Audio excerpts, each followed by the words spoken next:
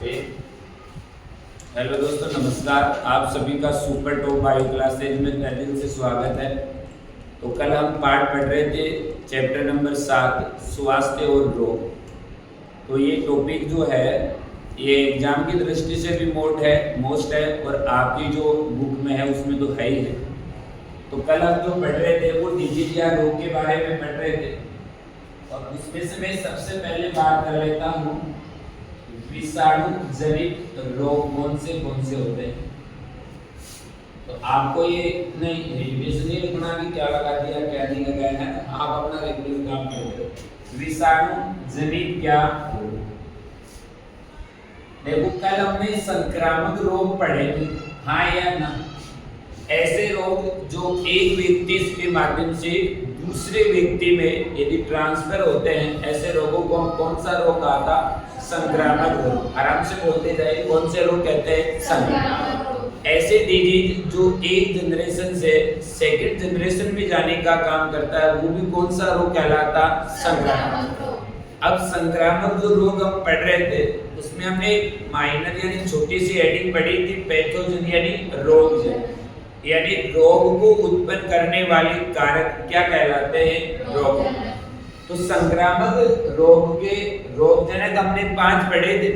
पहला पढ़ा था विषाणु के द्वारा होने वाले रोग, दूसरा हमने पढ़ा था जीवाणु के द्वारा होने वाले रोग, तीसरा हमने पढ़ा था प्रोटोजोआ के द्वारा होने वाले रोग, चौथा हमने पढ़ा था कवक के द्वारा और पांचवा हम पढ़े थे कौन सा? कृमि द्वारा। बोलो हाँ या ना। इसमें से आज हम सबसे पहले पढ़ेंगे विषाणु, जिसे आप वायरस बोलते हो। विषाणु जनित रोग कौन कौन से हैं? देखो विषाणु जनित रोग बहुत सारे हैं, लेकिन हम उनको ऐसे याद करेंगे तो हम भूल जाएंगे। यदि हम उसकी माइनर यानी छोटे से कोई ट्रिक या कोई भी समझने के तरीके से याद करें तो आप जो रोग से संबंधित जो क्वेश्चन आता है उसमें आप गलत नहीं कर पाओगे। जैसे विषाणु जनित जो रोग होते हैं इनको यदि मैं याद करने का आपको तरीका बताऊं जिसको हम सामान्य भाषा में क्या कहते हैं, यहाँ हमारे पास एक शब्द होता है छोटे डीएम। छोटे डीएम का कास चैप्टर बोलते जाओ आराम से आप। कास क्या? चैप्टर। कास चैप्टर का नाम भी क्या है? जुखाम। क्या है? जुखाम। इस लाइन से आप विषाणु के द्वारा होने वाले सारे रोगों को आप याद कर सकते हो। सेंटेंस को दोबारा बोलो, क्या बोलोगे? छोटे डीएम का कास क्या? चैप्टर क्या है? जुखाम। इसमें जो का शब्द होता है ये हमेशा आपका साइलेंट रहेगा। साइलेंट का मतलब है इस अक्षर के द्वारा किसी भी प्रकार का रोग नहीं निकले। जैसे इसमें पहला शब्द आ रहा है कोमल, कौन सा है? छोटा। तो छोटा से आपको याद रखना है, छोटा से याद रखना है छोटी माता। एक रोग का नाम है जिसको हम क्या कहते हैं? छोटी माता। ये एक रोग है जो किसके द्वारा होता है? विषाणु के द्वारा। किसके द्वारा? विषाणु के द्वारा। दूसरा इसमें हमारे पास में क्या आ रहा है? डी। क्या आ रहा है बेटा? डी। सही है। डी से आपको याद रखना है डेंगू। क्या याद रखना है? डेंगू। बुखार का नाम है ना एक डेंगू। उसके बाद में आ जाओ, उसके बाद में हमारे पास में क्या आया है? एम। क्या आया बेटा? एम। एम से होता है मेनिंजाइटिस। कौन सा होता है? मेनिंजाइटिस। ये बुद्धि से संबंधित होने वाला रोग है मेनिंजाइटिस। उसके बाद में हमारे पास में क्या आता है? कास। क्या आता है बेटा? कास। कास से होता है कसरा। कौन सा होता है? कसरा। फिर हमारे पास में क्या आया है? चैप्टर। इस चैप्टर में जितने लेटर आ रहे हैं उन सभी से एक एक रोग निकलेगा। तो इस चैप्टर शब्द को खोलने का काम करें। जैसे इधर आओ, इसमें एक तो क्या आ रहा है बेटा? सी। एक इसमें क्या आ रहा है? एच। एक इसमें क्या आ रहा है? ए।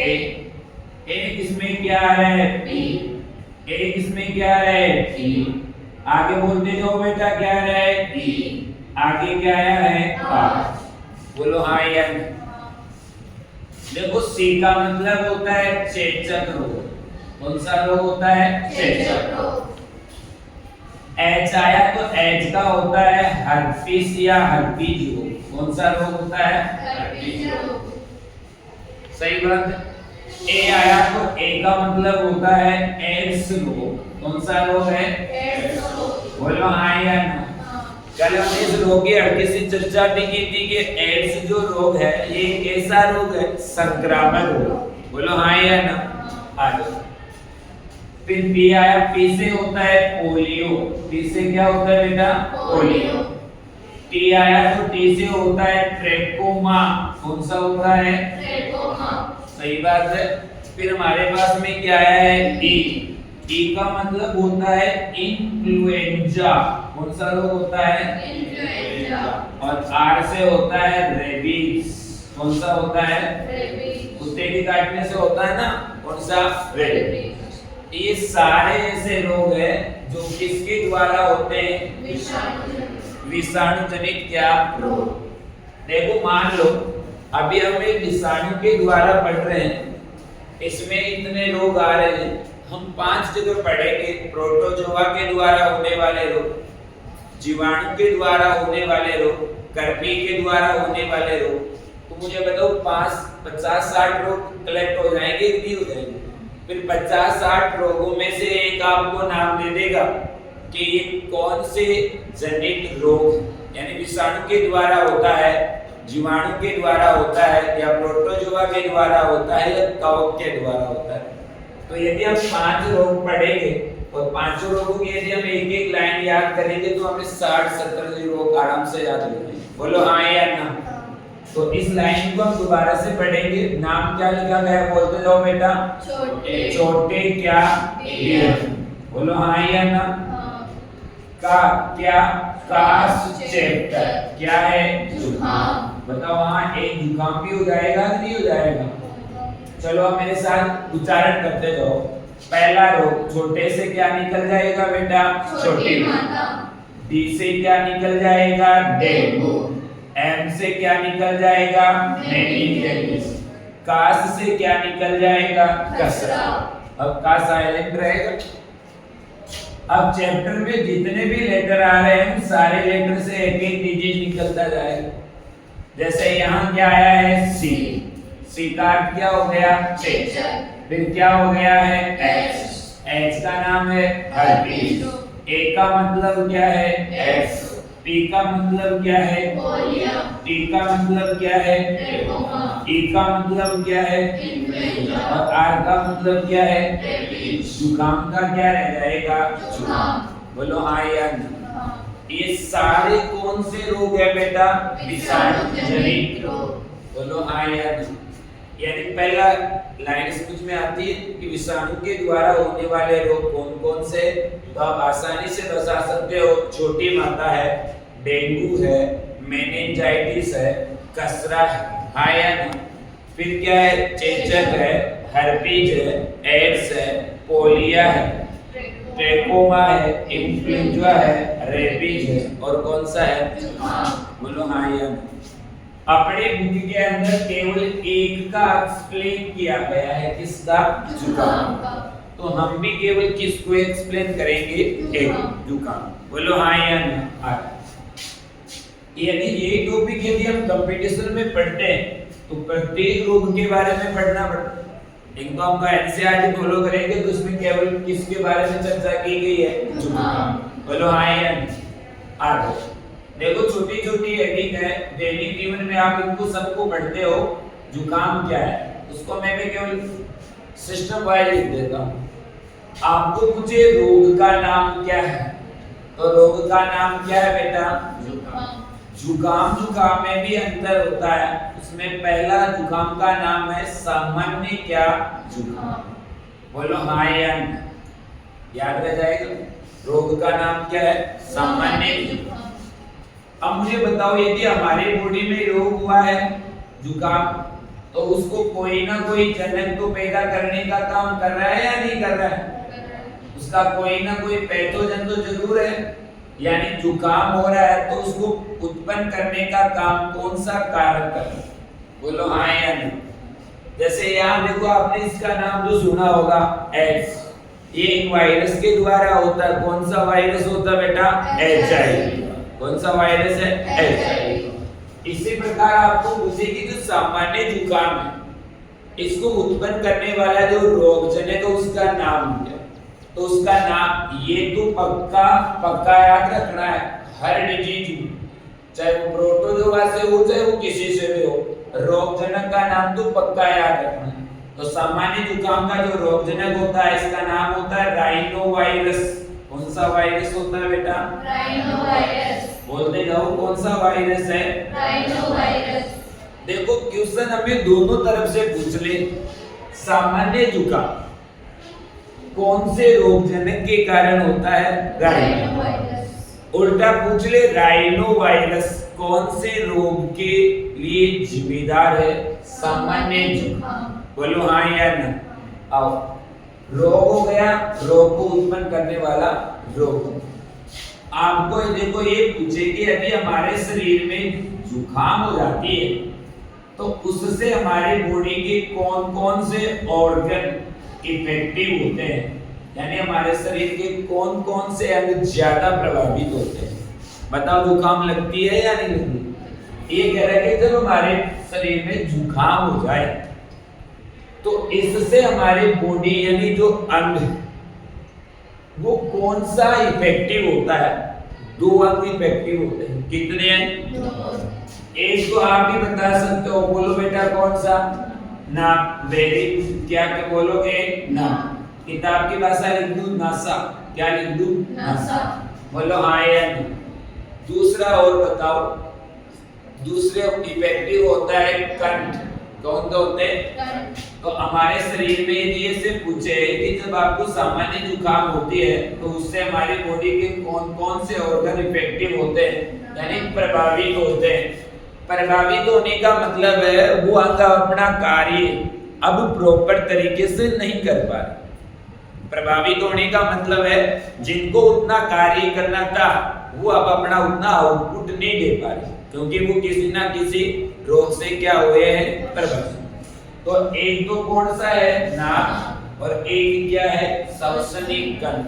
बोलो हाँ या नहीं।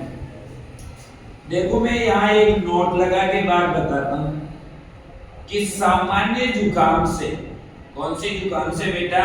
सामान्य जुकाम से। बोलो बाबा आप तो, सामान्य क्या? जुकाम। बोलो हाँ या ना।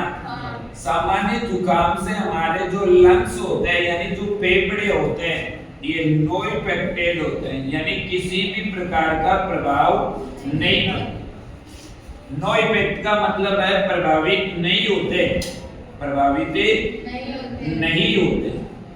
इस सेंटेंस को देखो, थोड़ा खोलने का काम करते हैं। ये लिखा है सामान्य क्या?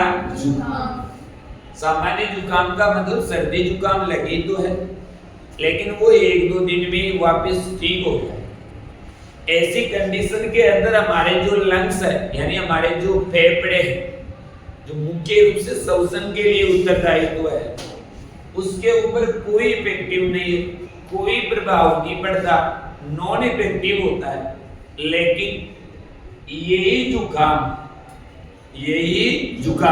यदि लॉन्ग टाइम तक बनी रहे, बोलो हाँ या नहीं, तो मुझे बताओ हमारा शरीर का कौन सा अंग प्रभावित होता है? लंग्स यानी क्या? फेफड़े। बोलो हाँ या नहीं। जैसे भी कोरोना वायरस ही तो आ रहा था, अरे हाँ या नहीं। अरे वायरस, कोरोना वायरस ही तो बोल रहे थे, उसमें व्यक्ति को सर्दी जुकाम ही तो लग रही थी, लेकिन यदि वो लंबी टाइम तक टिके रहते हैं तो उसमें हमारा शरीर का कौन सा पार्ट परमानेंट इफेक्टिव होता है? लंग्स यानी आपके क्या? इस लाइन का समझ पा रहे हो? साधारण आपके सबके सर्दी जुकाम लगती है उसमें तो हमारे शरीर का लंग्स कोई इफेक्टिव नहीं करता, लेकिन यदि इसी जुकाम की पीरियड्स यानी समय अवधि बढ़ जाए तो हमारे शरीर का कौन सा पार्ट इफेक्टिव होगा बेटा? लंग्स। बोलो हाँ या नहीं। सर आपने यहाँ बात लिखी सामान्य जुकाम, और सामान्य जुकाम की अवधि कितनी होती है यानी पीरियड्स कितना होता है? उसकी समय अवधि कितनी? बोलो हाँ या नहीं। सामान्य जुकाम उसे कहा है जो कम से कम कितने दिन रहे? 3। या ज्यादा से ज्यादा वो कितने दिन रहे? 7 दिन। अर्थात 3 से 7 दिन का जो टाइम है उसको हम कौन सी जुकाम कह सकते हैं? सामान्य जुकाम।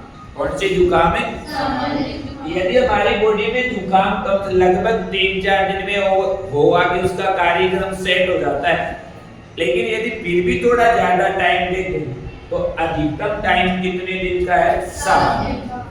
यदि हमारे शरीर में जुकाम हुए कम से कम 3 दिन, ज्यादा से ज्यादा 7 दिन, अर्थात ओवरऑल यदि में 7 दिन तक भी हमारे शरीर में जुकाम बनी रहती है तो वो एक कैसी जुकाम है?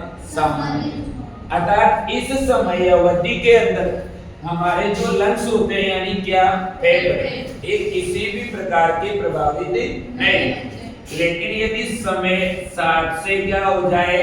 ज्यादा, 7 से ज्यादा दिन हो जाए तो हमारे शरीर का कौन सा पार्ट इफेक्टिव होता है? फेफड़े। कौन? फेफड़े। और सामान्य जुकाम की समय अवधि याद रखना, बुक में साफ साफ लिखी गई है। कितनी है? 3 से 7 दिन। कितने दिन है बेटा? 3 से 7 दिन। बोलो हाँ या नहीं। 3 बात समझ में आती है। रोग का नाम क्या है? सामान्य जुकाम। रोग जनक का नाम पूछे तो क्या है? राइनोवायरस। और मीना जी ये तो परमानेंट याद कर लेना कि सामान्य जुकाम का रोग जनक है कौन? राइनोवायरस। कौन है? राइनोवायरस। जब सामान्य जुकाम होती है तो हमारे शरीर के कौन कौन से अंग प्रभावित होते हैं? एक तो क्या है? नासा। एक क्या है? श्वसनीकरण। लेकिन साधारण जुकाम रहे तो कौन सा अंग प्रभावित नहीं होता? लेकिन लंग्स या फेफड़े की बात ज्यादा यदि अवधि रह जाए तो शरीर का कौन सा भाग प्रभावित होता है? लंग्स यानी क्या? फेफड़े। और सामान्य जुकाम की समय अवधि कितनी बताई गई है बेटा? 3 से 7 दिन। 3 से क्या? 7 दिन।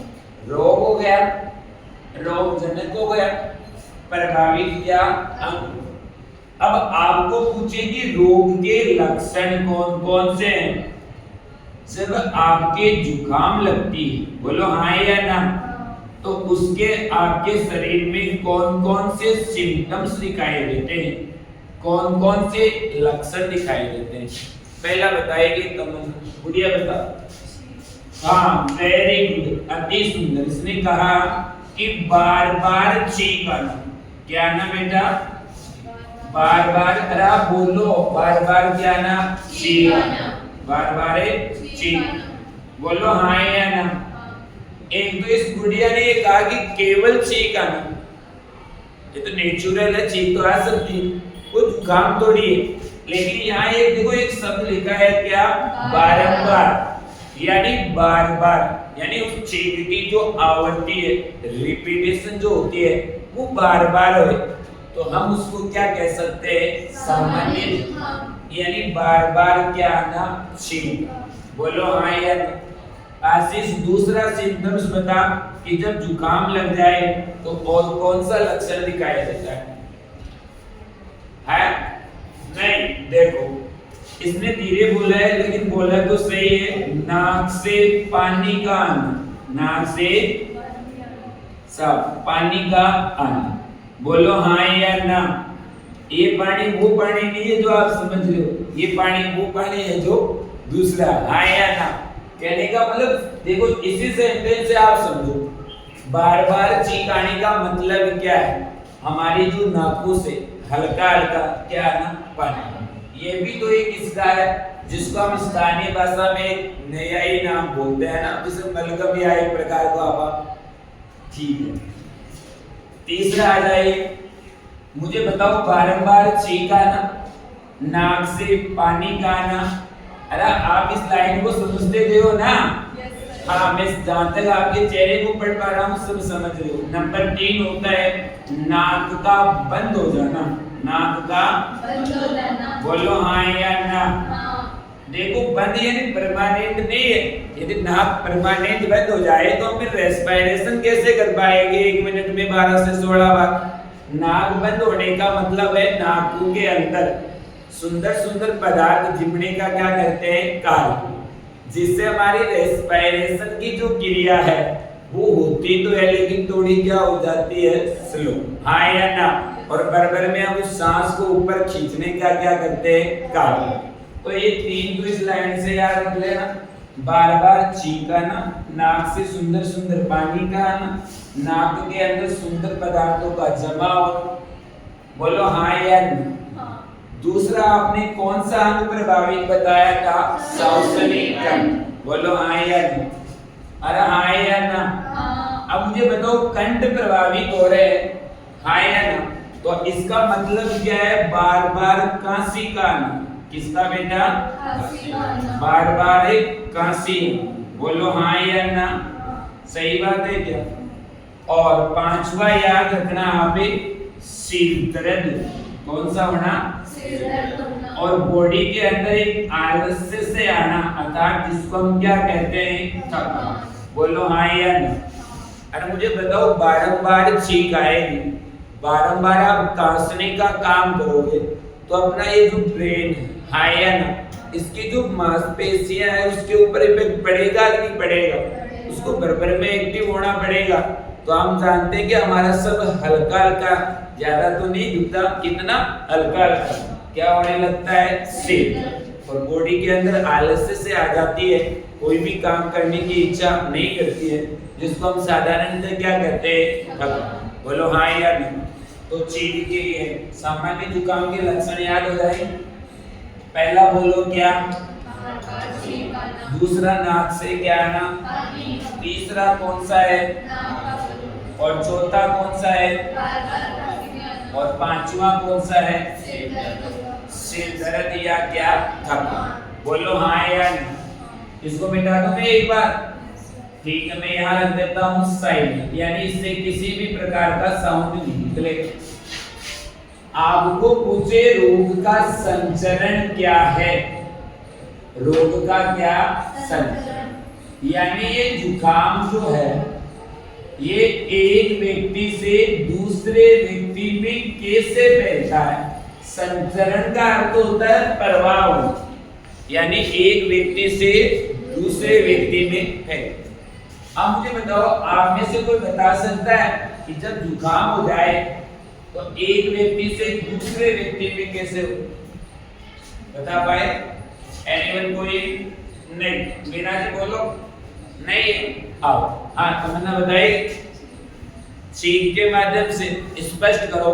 इसने सही कहा है, छींक के माध्यम से हम ट्रांसफर कर सकते हैं। जैसे अभी देखना, जैसे मान लीजिए कोई व्यक्ति है, एक व्यक्ति है और उसको जुकाम लग गई, तो सिंपल सी बात है वो बार बार क्या करने का काम करेगा, छींकने। बोलो हाँ या ना? छींकेगा कि नहीं छींकेगा? अब मुझे बताओ, जैसे ही वो छींकने का काम करेगा, हाँ या ना, उसके मुख से और ज्यादातर कहां से, नाक से। बोलो हाँ या ना? मुझे बताओ पानी बाहर निकलेगा या नहीं निकलेगा? अरे हाँ या ना? यानी पानी की हल्की हल्की बूंदें बाहर निकलती है या नहीं निकलती है? उन बूंदों को आप तो जो मैं कह रहा हूँ वो समझ रहे हो, है ना? लेकिन अपने भाषा में बोलेंगे उनको एरोसोल। क्या बोलेंगे? एरोसोल क्या? बूंदे। यानी नाक से निकलने वाली जो हल्की हल्की जो बूंदे हैं, उन बूंदों को हम क्या कहेंगे?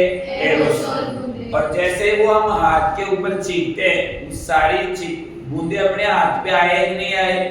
फिर यदि कोई व्यक्ति पास में बैठा है, उससे आराम से लेपन करे या ना, तो वो जुकाम उसमें ट्रांसफर हो सकता है, हाँ या ना? इसी कारण आप अक्सर देखते हो जब किसी व्यक्ति को छींक आता है तो वो रुमाल का यूज करते। बोलो हाँ या नहीं? तो ऐसे उस व्यक्ति में ट्रांसफर हो सकता है, कहाँ जरूरत पड़े। जैसे मान लो उस व्यक्ति ने छींक आई बार और उसने हथेलियों पर रहकर उसको अपने सुंदर से रुमाल भी इकट्ठा कर लिया। बोलो हाँ या ना? घर पे पड़ी आराम से, कोई प्रॉब्लम नहीं। दूसरा व्यक्ति आया आराम से उसको लेपन करने का क्या करे, कार्य, हाँ या ना? तो भी कौन सा रोग हो सकता है? जुकाम। और अक्सर हम देखते हैं जिस व्यक्ति की जुकाम हो रही है वो एक रुमाल तो साथ रखता है, हाँ या ना? कुछ तो यूं खींचने का काम करता है, कुछ रुमाल से, हाँ या ना। तो ये है एक व्यक्ति के माध्यम से यदि दूसरे व्यक्ति में हो तो उसको पहुंचाने का काम कौन सी बूंदे कर रही है? एरोसोल। कौन सी बूंदे? एरोसोल। बोलो हाँ या ना। रोग फैल गया, आपको ऐसा पूछेंगे इस रोग के उपचार क्या है, ऐसा क्या अपनाया जाए कि ये जुकाम जिसमें लगी थी उसी में रहे, दूसरे में ट्रांसफर नहीं। बताओ। नंबर 1 इधर लिखो बेटा रोग के उपचार। अरे यहाँ लिखो क्या? Yes sir. बोलो कौन? रोग का क्या उपचार? ऊपर आइए। रोग का क्या उपचार? बोलो हाँ या ना। आइए देखो, पहली बात आप देखो, यानी संक्रमित व्यक्ति क्या है? संक्रमित व्यक्ति। संक्रमित व्यक्ति से एक तो दूर रहे। क्या रहे? दूर रहे। क्योंकि शुक्ला रह रहा है, आया ना। एक तो संक्रमित व्यक्ति से क्या रहे? दूर। यानी जुकाम लगी है, जैसे मान लीजिए तमन्ना की जुकाम लगी है और ये श्वेता फिर भी इसके पास चिपक चिपक के बैठ रही है, आया ना। मतलब इस संक्रमित व्यक्ति से यानी जिसमें जुकाम हो रखी है उससे कुछ दूरियां बनाए रखें ताकि आप डायरेक्ट किसके संपर्क में आने से बच रहे हो? एरोसोल। क्लियर बात? दूसरी बात, दो ही कारण है। दूसरा है संक्रमित व्यक्ति की, इसकी बेटा संक्रमित व्यक्ति की उपयोग में ली गई वस्तु, उपयोग में ली गई क्या वस्तु का क्या नहीं करना चाहिए? उपयोग। बोलो हाँ या नहीं। तो मीना जी की कितने जुकाम लगी हुए, रुमाल एक है, ये दोनों बाहर गए, पसीना से लथपथ हो रहा है, वही रुमाल मीना जी काम में ले रहे हैं और वही काम यदि विनोद काम में ले रहा है, तो मुझे बताओ उसमें ट्रांसफर होता है या नहीं? पक्का होना है। यानी संक्रमित व्यक्ति यानी जिसमें जुकाम हो रखी है उसके द्वारा कितने भी चीजें काम में ली गई है उन चीजों को उसने क्या करना चाहिए? बचना चाहिए। तो एक हमारा एक छोटा सा टॉपिक था सामान्य क्या जुकाम। बोलो हाँ या नहीं। सही है। एक बार रिकॉल कर देते हैं। विषाणु जनित रोग को अल्फाबेट से याद रखने के लिए छोटा सा शब्द है, कौन सा बेटा? बोलते जाओ। छोटे नियम का। छोटे नियम का खास चैप्टर क्या है? जुकाम। छोटे का मतलब क्या होता है? छोटी मात्रा। डी से डेंगू, एम से का से, सी से चेचक, एच से herpes, ए से एड्स, पी से पोलियो, टी से ट्रेकोमा, ई से क्या है? बोलो आयन। रोग का नाम क्या है? सामान्य जुकाम। ये अच्छी तरीके रट्टा लगा लेना, अच्छी तरीके से ब्रेन में फिट कर लेना इसको। सामान्य जुकाम का रोगजनक है राइनो वायरस। कौन सा वायरस? Rhino virus. उल्टा पूछ ले, राइनो वायरस कौन से रोग के लिए जिम्मेदार है? सामान्य जुकाम। अगला क्वेश्चन ये भी अच्छा क्वेश्चन बन सकता है कि एक व्यक्ति जो सामान्य जुकाम से ग्रसित हो चुका है उसके कौन कौन से अंग प्रभावित होंगे? नंबर 1 तो कौन? नाक, इसको तो कोई नहीं भूलेगा। और दूसरा कौन सा होता है? कंठ। कंठ प्रभावित क्यों हुआ? कोमल, कंठ प्रभावित क्यों हुआ? क्योंकि आप बारंबार कौन सा कार्य करेंगे? काशी। जब काशी आने का काम करेंगे तो उसका प्रभाव कहाँ पड़ेगा? कंठ। तो एक होता है नाक रे, क्या होता है? श्वसनी क्या? कंठ। सामान्य जुकाम यानी नॉर्मल जुकाम है। सामान्य जुकाम का मतलब वह जुकाम जिसकी पीरियड अवधि 3 से कितने दिन की है? 7। तो ऐसी कंडीशन के अंदर तो हमारे जो लंग्स होते हैं यानी क्या? फेफड़े, उस पर कोई प्रभावित नहीं पड़ेगा। लेकिन यदि यही जुकाम यदि लंबे टाइम तक टिके रह जाए तो मुझे बताओ अपने शरीर का कौन सा अंग प्रभावित होता है? लंग्स यानी अपने क्या? फेफड़े। बोलो हाँ या नहीं। अब हो जाएगी सामान्य जुकाम हो गई तो उसके हमारे शरीर में कौन कौन से सिम्टम्स दिखाई देते हैं? ये तो बेसिक बातें हैं। बार बार का छींक आना, नाक से हल्का हल्का पानी आना, नाक का बंद हो जाना यानी डांट लग जाना, और बारंबार क्या आना? खांसी आना, और सिर दर्द और क्या होना, थकान। बोलो हाँ या नहीं। दूसरी बात है रोग का संचरण क्या है। आप जब आपको सामान्य जुकाम लगती है तो आपको बारंबार छींक आती है, तो अपने नोज के अंदर आप जानते हो जो बाल पाए जाते हैं, उन्हें आप चीकू के माध्यम से अपने जो नाक में जो पानी बह रहा है उसकी बूंदे अपने हथेली पर आए या रुमाल पे आए, उन बूंदों को हम क्या कह रहे हैं, एरोसोल। यदि वो हाथ या वो रुमाल किसी दूसरे व्यक्ति के संपर्क में आ रहा है तो सामान्य जुकाम उस व्यक्ति के भी हो सकता है। अब जुकाम हो गया तो उसको रोके कैसे, बोलो हाँ या ना। उपचारी बचाव आए, संक्रमित व्यक्ति से क्या रहे, यानी दूर रहने का मतलब ऐसे नहीं उसके पास ही नहीं जाए, बोलो हाँ या ना। यानी कुछ दूरियां बनाए रखे ताकि जब वो अपना कार्यक्रम सेट कर रहा होता है कौन सा, एरोसोल, तो उसके संपर्क में हमें नहीं आए। दूसरी बात है संक्रमित व्यक्ति की उपयोग ली गई क्या वस्तुओं को हमें उपयोग में नहीं लेना चाहिए, बोलो हाँ या ना। ओके, अब इसमें आपको कोई भी डाउट है लिखवा दूं मैं, ओके।